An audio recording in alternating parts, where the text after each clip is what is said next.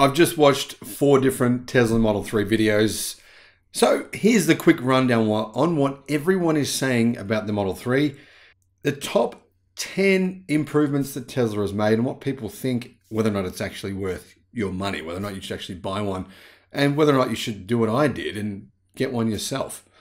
Hello, my friends. Welcome to the channel. Great to see you. Thank you for tuning in. I'm Sam Evans. You're watching the Electric Viking.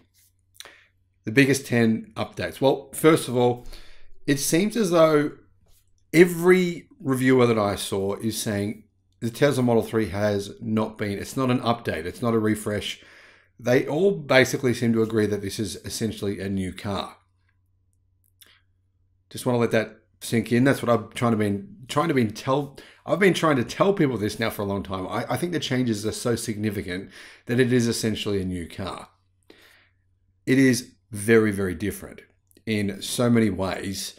And yes, there's a carryover parts, but the carryover parts are pretty minimal. I mean, as you can see, the doors, they're the same. The roof is the same.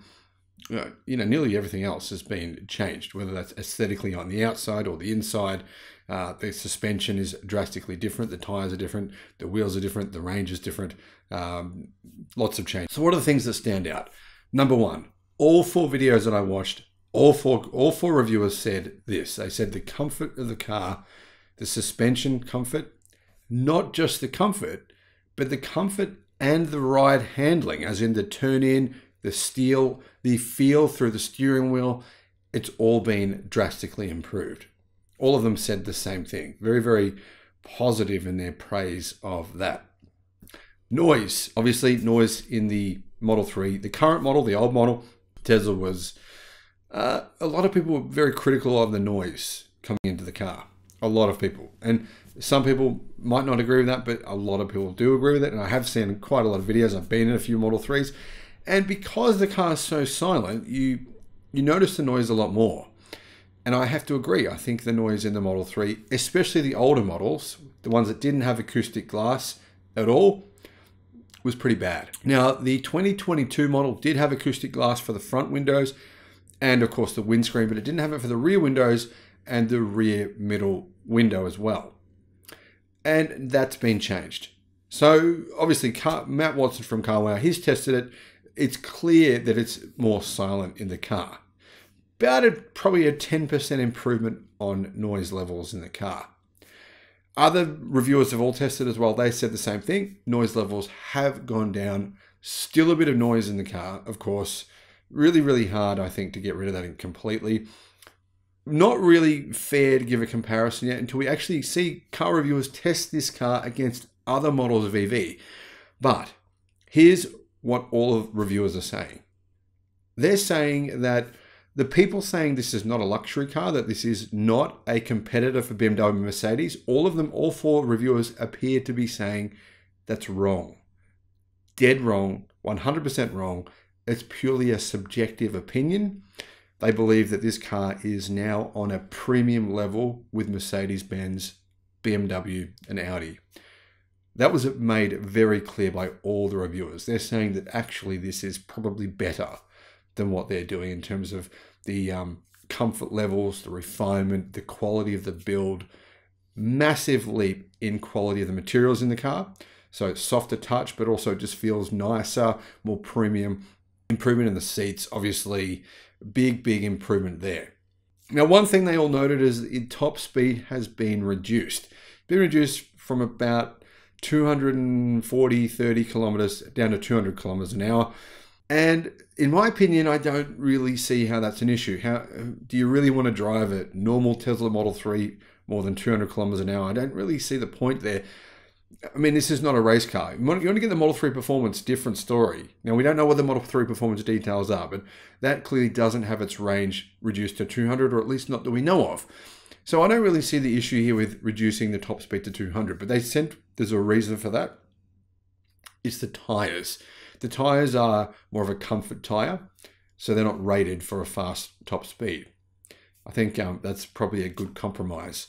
One of the reviewers said it's therefore not an Autobahn car. But realistically, how often are you going to drive your car? Do you need to drive it more than 200 kilometers an hour on the Autobahn all the time? I mean, isn't 200 enough? I mean, just stick it at 200, stay there. That seems really fast to me.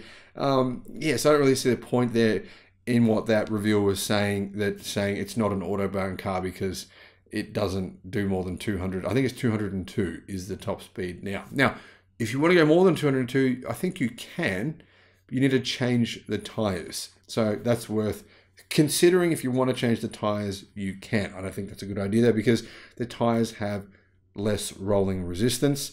So therefore, that means that you get more range with those tires. What else did they say? All four critics, all four reviewers of the Model 3 said that it looks significantly better on the inside and on the out. And it's sort of that thing where you see it in person and you appreciate that a bit more.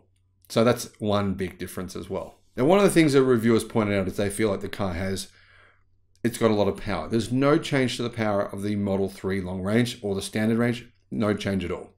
But the reviewers are saying, why would you change that? 463 horsepower is more than enough. And actually, I crunched the numbers on this. In Australia and in America, I haven't done the numbers here for Europe, sorry guys, or China, but in those two countries, the Model 3 long range is actually the cheapest car for a power to weight. So for every single horsepower you're getting, it's actually the cheapest per horsepower that you can buy, period. Not EV, just cars, period. And in fact, there's even another reviewer who did the same thing for Australia. They tested a range of internal combustion cars, EVs. They found the car with the best value per dollar for each horsepower is actually the Model 3 long range. So it wasn't probably a reason to change the actual top end speed. So the 0 to 62 mile per hour times were the same. They tested those. There was really no difference. Now, as for the sound system, the reviewers also said that's been changed. There's even more bass. I don't know if that was needed more bass, but apparently there's two subwoofers now, more bass, and the speakers are amazing. Obviously a little bit less noise in the cabin, so you can hear the sound system a little better. And because the sound system's been improved, they were pretty damn impressed by the sound system. There's one other thing that I noticed that hasn't been mentioned. That is the way that the boot opens and closes. It now has two motors. It previously had one motor. It now opens and closes faster and more smoothly. So that's one of the little change that hasn't really been picked up, except by one of the critics or one of the journalists of the new Model 3. Now, finally, what about the actual ride quality? Like how it feels when you're going over bumps, especially for people who sit in the back. That's one of the issues with the Model 3. Journalists all over the world said the ride was a bit harsh, too harsh. It struggled to handle certain types of bumps. That apparently has been changed. Apparently the handling is much more comfortable now, about 10% softer, but it handles bumps a lot better. So all four journalists were actually saying this is the best car in its class. They're saying this is the car you should be buying. I feel like I made the right decision, but to tell you the truth, I didn't buy it for myself. I bought it for you guys. I want to test the car and see what it's like and give you my honest feedback, compare it to some other cars, just have it for a few months so I can really get a feel for it. And of course, compare it to my experience with the BYD that I owned as well. And then I'll sell it off. I'll let you know when it's for sale. And if you're interested, we could work out a deal possibly. So that's my summary. Those are the key points behind the car, the good and the bad. What is the bad? I've obviously talked primarily about the good. Well, the bad is the prices have increased between around 2 to 12%. Depending on the country, prices are up by 12% in China, up by 2, 4, 5% in Australia, America. Eventually, when we obviously find out the price, I'm sure it'll be higher in America. And in Europe, prices are up by a couple of percent, but not by very much. Pretty close to the previous prices. However, it's worth mentioning you're getting more for your money. I mean, you're getting additional features. The digital screen in the back of the car. Obviously, the current model doesn't have that, right? You're also getting stuff like ventilated seats. You're getting, the ability. It's going to save you a bit of actual range here. You can run the cooling through the seats, and that's cheaper than running the aircon in the whole cabin. So when it's warmer outside, rather than trying to cool down the whole cabin, you can just run it through the ventilated seats. That'll keep you cooler, and that actually saves your range.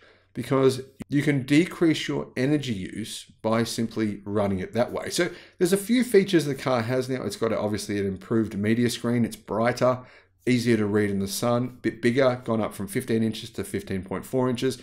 You know, you're getting a few extra features here that you previously didn't get.